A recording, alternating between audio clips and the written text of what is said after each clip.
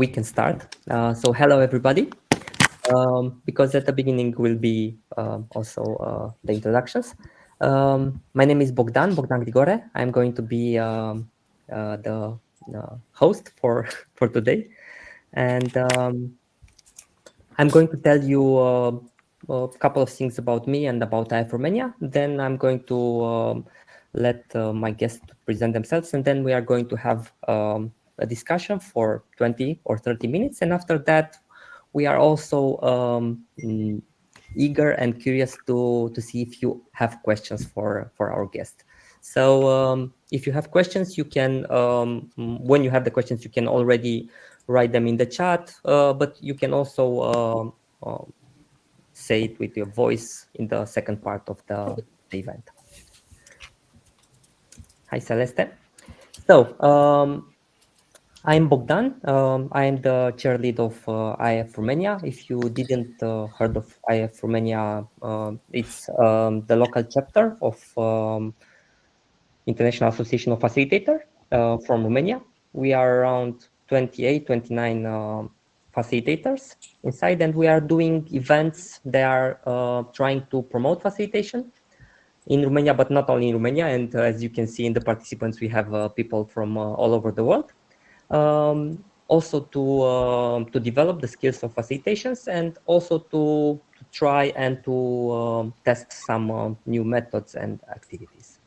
And if you want to be informed with our next events, I'm going to put in the chat the link where you can subscribe to the newsletter. I'm a facilitator for a couple of years now, and I'm very happy to have Kirsten and Akshay from Automattic. We have somebody who is typing and is not on mute. Let's see, maybe we can find out and mute people. Okay, so let me give the floor, and I'm going to let Kirsten present themselves. And my question for you is, if you can tell us a couple of words about you, and what are you doing in your role? What is your role, and what are you doing in Automattic in that role? Thanks, Bogdan. And hi, everybody. I'll introduce myself and Akshay, and then Akshay, I'll also hand over to you in case there's anything else you'd like to share. So yeah, my name is Kirsten Clacey. I am from Cape Town, South Africa, but currently living in Portugal. And prior to the work I'm doing now, which I'll explain in a moment, I was running my own coaching and facilitation business, helping organizations, mostly leads and teams, navigate distributed working. I also wrote a book about distributed facilitation, and that work has led me to Automattic, which is where I work now with Akshay, and together we're co-leading what many would call a learning and development division. We call it Learn. And our approach is slightly different because we come from coaching and facilitation backgrounds. We actually call it LNC, Learn and Create. And so we're going to explore some of that with you today, what it means and what it looks like. But yeah, just really grateful for the opportunity to be here with you today and talk about something that's very close to our hearts. Actually, is there anything you want to add? Thanks, Kirsten. It's so good to see everybody here. All the variety of faces and beautiful names. I've just been writing them down and getting familiar. So my name is Akshay Kapur, and I'm located in the northeast of the US in Pittsburgh, Pennsylvania. And I lived in New York City before that. And with Kirsten, I co-lead Learn, as she mentioned, LNC. And prior to that, I was coaching. I still am coaching, but I had my own private coaching practice for about 11 years. And prior to that, I've worked in corporate strategy in a variety of institutions in the US. Mm-hmm. Thank you, Akshay, for and Kirsten for your introductions. And I also want to thank Akshay because it's early morning. In where are you? Can you tell us the hour? It's 6 a.m. It's fine. I'm so grateful to be we here. really Yeah. appreciate that you you woke up that early to be with us today. So, because Kirsten, you already teased us a bit with, can you tell us in, let's say, a bigger a framework, what are you doing and what is different in the way you're doing L&D in Automattic? Because the title of our session and discussion said something going beyond the traditional L&D approach. What means going beyond? Well, this is a conversation we're excited to have because Akshay and I talk about this and do it often, but we're also interested in talking to you and everyone here to see what that can be like.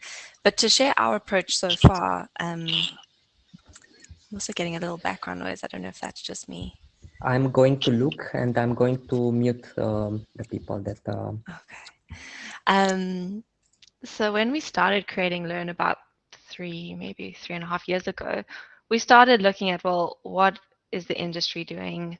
What are common patterns? And we started to notice a few differences from coming from a coaching and facilitation mindset versus some of the typical training mindsets that we were seeing in the industry. And so over time, we've come to call that L&C, Learn and Create, and that's, I think, what we're going to be talking about today. But perhaps we can give one example of some of the distinctions that we've seen.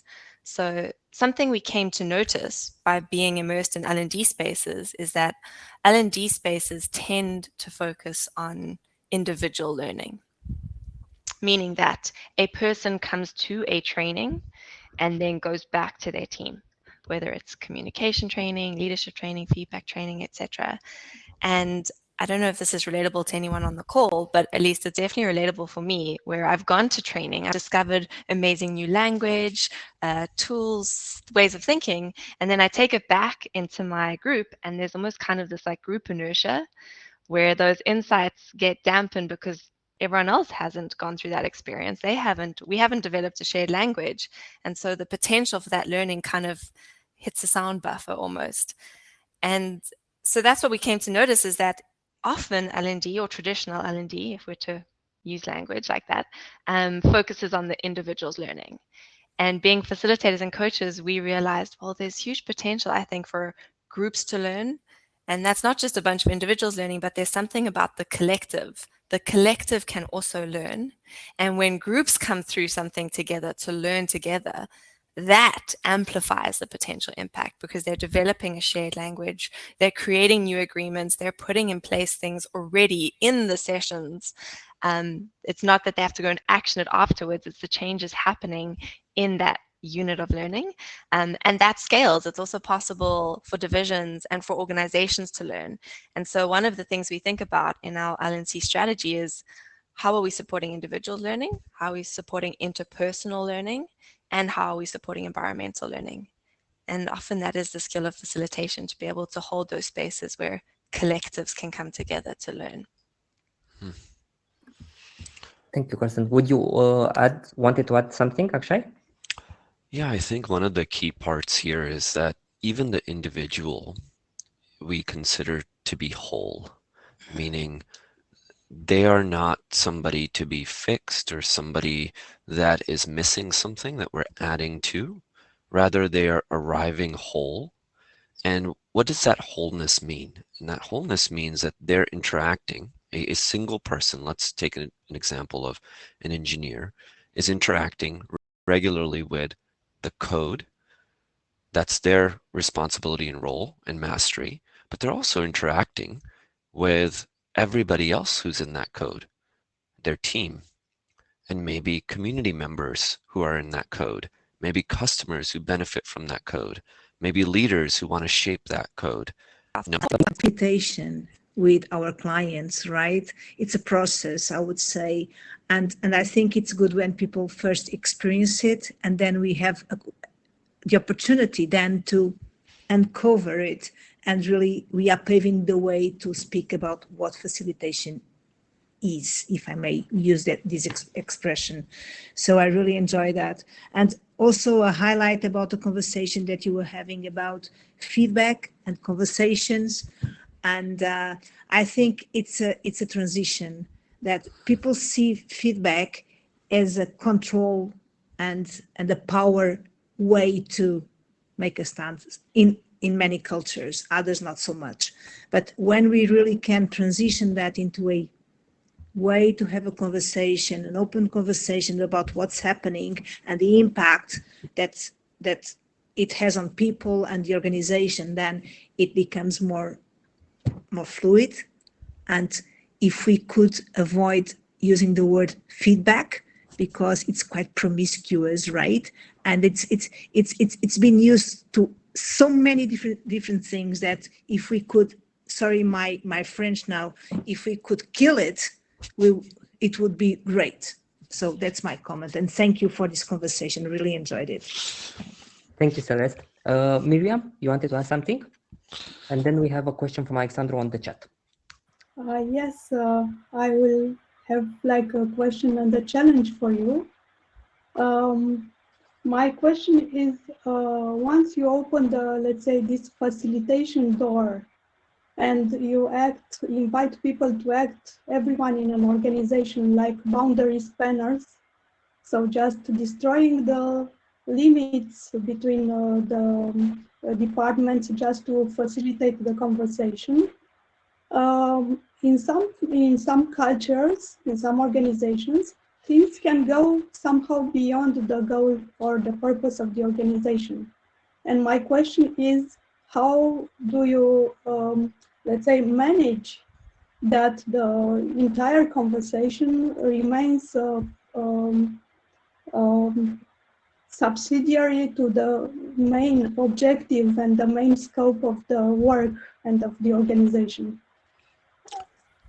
Miriam, to be clear, are you saying that it can go off topic and go into a tangent and then it lose can the go a focus? bit into the world of stakeholders, like having stakes, personal stakes, and going beyond the general scope of the mission of the organization, just being taken over, especially by the people who are defined by the role of boundary spanners, having this quality of knowing how to deal and to talk and to present and to sometimes facilitate, but not in a formal, but in an informal role. I think Kirsten has something to say. I just want to say I love the word boundary spanners. I haven't come across that, so thank you for that. Welcome. Two thoughts came up for me. The one is, I think, if we're truly embodying a facilitative approach, we create everything in context of our organization. And so this network emerged in context of our culture. And I can picture some organizational cultures where this would not be appropriate. Maybe it's because there's certain divisions that can't afford to cross-pollinate or have information shared, or maybe, as you said, there are these boundary spanners that would kind of just break things. So I absolutely hold that that's probably possible. What we have done within our organization is requested that anyone in this group commits to two things: one, neutrality, and two, confidentiality. And anyone in that group is reminded of these often through the way that I support them. And I would consider it a breach of trust and probably go through some kind of process to ask them to leave if I felt either of those were at risk. So what is shared in workshops they facilitate does not leave that conversation. And they are there neutral. They have no opinion when they're there. That is the craft of facilitation that they are refining. And then we request feedback at the end of every session from participants as our kind of quality control measure. So we're monitoring that. And if it dips, we also start having conversations. I wanted to add something to that because I'll give you a concrete example. I've been asked to facilitate a 2-day meeting that's coming up tomorrow. And in preparing for it, there wasn't much time. And there's really strong personalities in the room. And let's just say boundaried personalities in the room. And I realized as I was preparing a more open approach, which I ran by Kirsten, I ran by other people, it felt like, right, okay, let's try to open things up. Let's try to build connections. But the leaders really wanted a lot of structure. And now I could push against that, or I could just give them the structure that they're wanting, yet work with them to insert those little porous holes to allow for movement. And so in conversation, there's the boundaried person meeting the boundary spanner, and we're already facilitating, because my intention is that I'm not necessarily going to control the meeting, but nor will they. The meeting will emerge. And so what I'm doing is modeling with them that emergence, even in every conversation that I have, because I can get their sense of wanting control and my sense of my desire to release control. But some mixture of that may be necessary. Thanks a lot, both of you. Very insightful suggestions, and anyways, all the meeting is really profound, and congratulations. Yes, I think this is what I was also thinking. I experienced this kind of cultural stuff and challenges. And yes, it's somehow connected to the leadership on one hand, and on the other hand, it remains the role of the facilitator to manage how much they open and where are the limits of this kind of Exactly. free dialogue. Thanks a lot.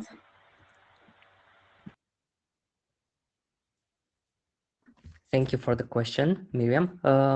We had also a question from Alexandru, and Kirsten and I offered some directions to that.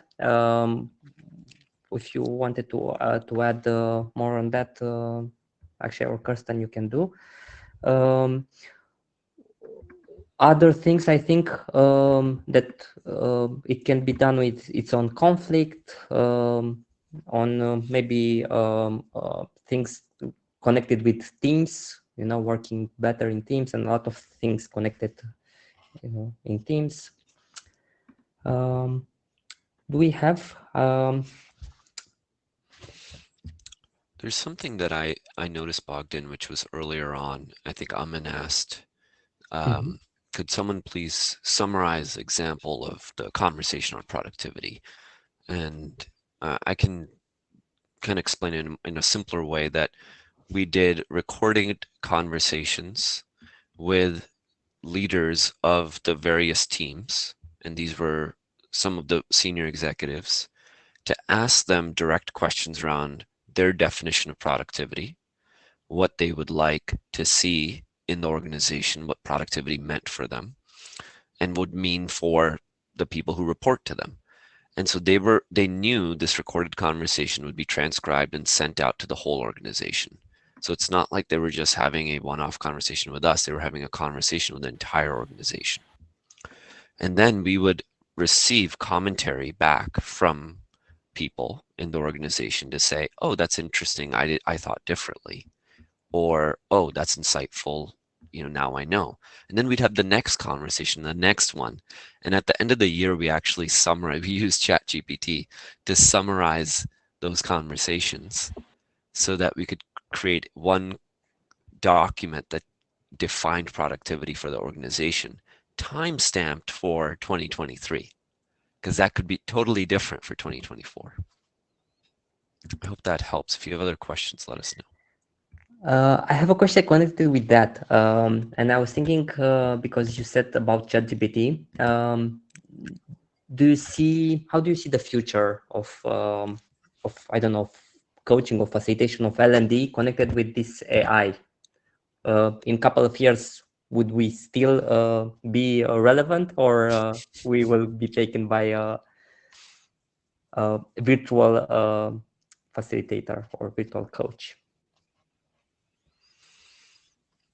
I think I opened Pandora's box there, but Kirsten, What have you I done? saw. I can share a thought. Yeah. Please. I think what's going to be great is that where there is no access to any skill with regards to facilitational coaching, automation or more sophisticated AI can get us to maybe like a 50% level, meaning that it's better than nothing.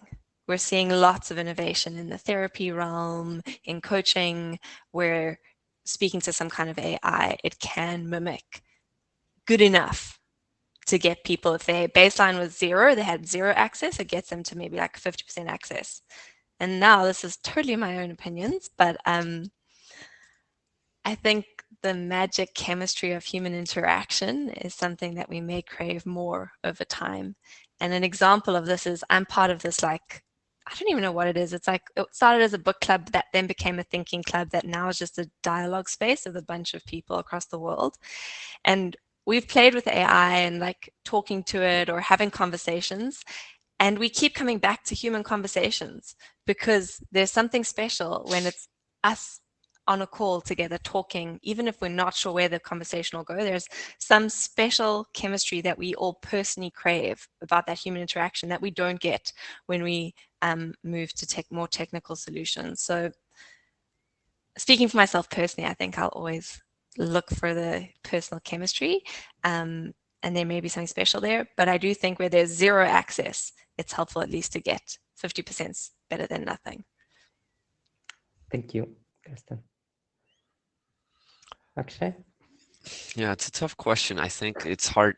I think when we think about it in 2024, it feels like such a narrowed fear, right, of what may be coming. But how can we partner with technology? Because technology is not going to go away. And so what we already started doing is using it and trying to understand how others are using it. So it goes back to that curiosity stance that I think facilitators naturally hold, where we try to understand how AI is relevant in the organization and what are the human elements that can be brought in to complement that. Is AI doing enough? And that's a reasonable question to ask right now, and it may continue to be reasonable in the future. And now you know exactly where empathy or curiosity or that idea of holding that container, right? Holding the patterns of the room with the body, not just the technological mind, becomes more necessary. And it's knowing that the data in the room can be analyzed by technology, but it is also being analyzed by us in a completely different way. And so I don't necessarily see them as replacements. I see them as partnerships. Complementary. I've got a question in private, and I think it's somebody that maybe join later. But tell me if you want to add something on that, Kirsten or Akshay. What are the key actions you should take in your company as an L&D professional to transition from a training culture to a facilitation culture? Beautiful question. I think one action. So I think the core work is actually at a mindset level, shifting from thinking people need fixing or need this piece of knowledge to shifting to that stance of resourcefulness, wholeness, and trusting. So there's kind of a mindset shift, but the key action that I would suggest is start asking people what they want to learn and what they need, and create space for people to ask, and then start entering into those conversations. That's really just opening the conversation. I don't know if it's the key action. There's probably many, but start getting curious. What do people want to know? One of the concrete actions that we took was to define how programs would be run. So we do actually have a few training programs, but they're really more onboarding. And so what we say is that they're 80% teaching and 20% facilitation or coaching. And then there are workshops, and workshops are 50% teaching and 50% facilitation and coaching. And then there are those emergent conversations. We call them coaching series, which are 80% coaching and facilitation and 20% teaching. So what that allows is for people to say, you know, I am actually looking for a training. Okay, great. let's do that. What is it that you're looking for training on? I'm looking for training on strategy. Now we might actually start saying, well, what does that mean? Are you looking to learn the principles of strategy so that you can have a shared language amidst everybody that they can use? Some of the pillars maybe. And then, by the way, there are these 5 different models or 15 different models available. What's most relevant? And suddenly they're realizing, oh, actually, I'd love to have a conversation with me and these 3 other people and understand that better. Oh, okay. Well, now we're having a conversation where we're facilitating, even in the pre-meeting, and trying to say, oh, it sounds like maybe a workshop would be more helpful to understand what's relevant for this team. Okay, let's do a workshop, but we definitely like to use this model and then see how it's relevant for the group and how it can be experimented with. And let's meet again in 2 weeks to see how that experiment went. So now we've made a 2-part workshop. So you can see how this starts to emerge. And just by letting people know the menu, it allows them to say, I want that. And then we question even them wanting that. And then it becomes something else. Could I add something to that, Akshay? I think also when it is a training request, that's typically when it's in the new skills acquisition space. So it's someone who maybe is early stage career or wanting to shift roles and acquire new skills. And so it's also helpful to see, well, what is the journey that that person's on, as well as what is the expertise required? Because most often training requests are better served by being outsourced. If someone wants to learn project management skills, Akshay and I can't be infinitely expertised in every skill. We serve them better by identifying if it is a training need, let's find appropriate providers that have the expertise in SQL, Python, whatever. So we also have this menu of outsourced options, and then we really step in the workshop and coaching space. Oh, what a fun question. The one in the chat now. Yeah. So for the people that are not seeing the chat, what do you see as the Venn diagram or overlap between facilitation and coaching? Or it is the case of semantics allowing, guiding, better framing to coaching? This is a fun question because Akshay is mostly coming from a coaching background. I'm mostly coming from a facilitation and group coaching space. So I'm interested to both answer this question, Akshay, and see what our Venn diagram is. I think typically facilitation is a group process. Coaching, typically, unless it's systems or you've been trained in kind of a group coaching space, is more of an interpersonal coaching, what I call the third entity. You're working with the relationship as well. That is also your client in the facilitation space. I think where they overlap are the values and ways that we see people and human beings. We see them as whole, resilient, creative, resourceful. We trust their solutions over ours. So I think the values and principles are where they overlap. And then I think another area aside from groups and individuals is coaching can be a little bit more emergent in the sense that you may enter a space and not know what the outcome is. Whereas facilitation, typically the group wants to get somewhere. They want to make a decision. They want to create shared understanding. They need to take action. We don't know what the color of that outcome is, but part of that preparation work has been clarifying what will be the best use of this group's time, because we have 10 people and it's expensive. So we come in with, okay, this is what the group wants. And then where there's overlap with coaching is we respond to what emerges. Maybe that no longer serves the group and we realize that in the conversation, and that's okay. But we do have a rough idea of where we want to go, whereas coaching is a bit more emergent, I think. Yeah, and I can expand using the equation that I think Rare put out there, facilitation equals group coaching. You know, it depends, because what I've learned from Kirsten around facilitation is also that the bond of the group in the room is critical. And so it's not just me coaching, it's holding, I think you use the word third entity, what is it that creates the bond? And that actually might be me nudging certain people to speak, me speaking more sometimes, me speaking less sometimes. Whereas in coaching, I'd say I speak 20% of the time.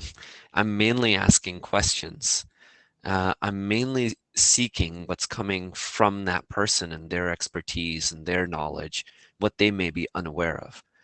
But when we do, when we create meetings, or we work with people to create the meetings that they want, it almost always starts with that conversation first around what is it that they're after, and then what's underneath that, and what's underneath that. And so it seems to me it starts with a coaching conversation that then reveals to both of us, and maybe even the multiple people in the team, that there is something concrete that they're wanting. Now we're starting to create the facilitation atmosphere to create that, willing to shift as need be. So I think that's it's a blend of both, and um, I think the Venn diagram is never a specific boundaried diagram. To use Miriam's word, it's a boundary spanner. It keeps going in and out. So it's moving. It's moving. Yes, it's always moving. It's alive. Yes, it's an organism. Yeah. Like the groups or the teams that we are coaching or facilitating, it's changing. So Beautiful. we need to be aware of what's happening. I was wondering about if you are using communities of learning or practice in the organization. And what do you think about this approach? If this can be of help. Let's take the example. I don't know. People want to get better on the feedback side, and maybe or on their some leadership skills, and they make a community of leaders, and they meet and they have facilitated meetings. Did you try? What do you think about this approach? Yeah, we can respond to this, and then I also see the one last question. Communities of practice are very much encouraged at Automattic. How they look takes many different forms. So we are a very asynchronous culture, meaning that a lot of the interaction and collaboration happens via text. And our it's like a blogging infrastructure internally. And so there is a community of practice, or P2 was what we call it, for leadership. And anyone can spin up a community like this, or an interest space and conversation space. Anyone in the organization can, and it's visible to everyone. So there are loads of different ones. And then sometimes we also create one. Sometimes these are synchronous, sometimes they're asynchronous, but in general, I think communities of practice are powerful ways to support ongoing learning. Yeah. Thank you. And we have a question from Bulent. Are there practices that you've discovered to help evolve one's own use of self when in conversation with other people? Could you expand on the question? I'm trying to Bulent? understand it. Yeah. Unless Kirsten, you have you have a feel for it. I'll give Bulent a Bulent, are moment. you around to expand a bit? Use of yourself as a tool. I think I can.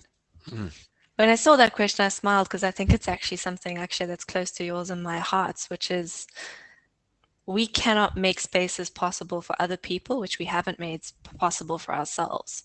Meaning that if we want to help a group to be comfortable with the complexity and angst of their situation, if we are not comfortable with complexity and cannot allow that space for ourselves, it's very difficult to create a space where others can feel that. Because we're going to be feeling stressed about the chaos, and we're going to be feeling stressed about the angst that they're experiencing. And naturally, that will kind of infuse the space that we're creating for them. So I think in that sense, that's what I read in that question, is that it's so important to do our own work, to be kind of living with that congruence of how we're holding space for others is also what we're practicing for ourselves. And so there's so many answers to this question, but I think we're working with our own coaches and therapists. We are constantly in conversation with one another about these spaces. Like, I tried this thing, it really didn't go as planned. Actually, I need to jump on a call. I think I did something wrong, and then we're learning. So I don't think we'll ever arrive. We're always just learning, and we've got people around us that we can learn with simply through conversation. And we're writing about it as well. Writing's one way that I learn. Actually, I don't know. If anything else. I think the language that I've been playing with is, it may be familiar to many of you, but it's that, it, are people being seen and heard? That's one part of it. And then are they being met? Meaning, are you meeting them where they're at?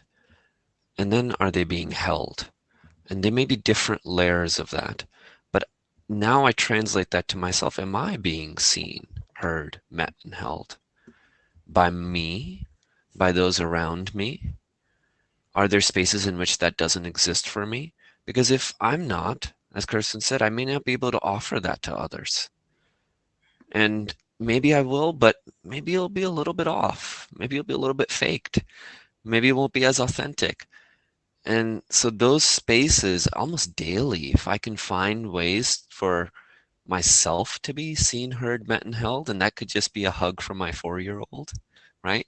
That's beautiful. Thank you, Akshay and Kirsten. And because we are at the end, I would ask people to write on the chat one idea that you found interesting, or that you take from today, or you want to try, or you want to maybe inspire others, or to share it further, or to try to learn more about it, or things like that.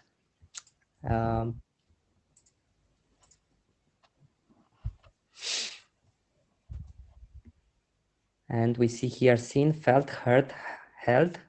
People are not somebody that needs to be fixed. Okay.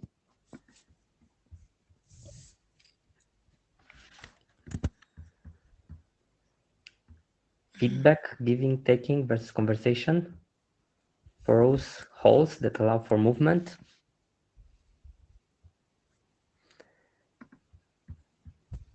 I also like the idea of making people experiment and then say that you tried facilitation. So maybe you don't put a label on it.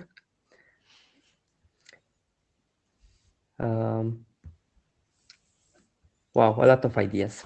So thank you all for joining. And I want to thank again Kirsten and Akshay for being so generous and being so open and inspiring us today.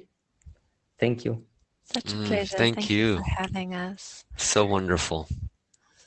Thanks, everyone. Hope to see some of you in other spaces. Yes, would love that. Thank you. I think you can find them also on LinkedIn if you want to connect with them. Yes. And wishing you a great day. Actually, you have a full day. No worries. Go Thank you. everyone. Bye. See you. Bye. See you around. Cheers, everyone. Cheers. Bye. Bye. Bye.